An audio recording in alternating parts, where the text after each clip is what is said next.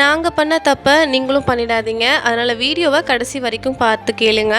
கொஞ்ச நாளைக்கு முன்னாடி சொல்லியிருந்தேன், எனக்கு வந்து த்ரோட் பெயின் இருந்துச்சு. ஆனா சரியாயிடுச்சுன்னு. ஃபர்ஸ்ட்டு என் ஹஸ்பண்ட்க்கு தான் வந்துச்சு. அதுக்கப்புறம் எனக்கு வந்தது. ஆனா ஒருத்தர் மாத்தி ஒருத்தருக்கு சரியாக திரும்ப இன்னொருத்தருக்கு வர்ற மாரி ரிப்பீட்டடா மாறி மாறி வந்துகிட்டே இருந்துச்சு. ஆனா என் ஹஸ்பண்ட் மட்டும் தான் ஹாஸ்பிட்டல் போய் டேப்லெட் வாங்குனாங்க. அது போட்டுமே அந்த டேப்லெட் தீர்ற வரைக்கும் ஓகே. ஆனா அதுக்கப்புறம் டேப்லெட் தீர்ந்ததுக்கப்புறம் திரும்ப வர ஆரம்பிச்சுருச்சு.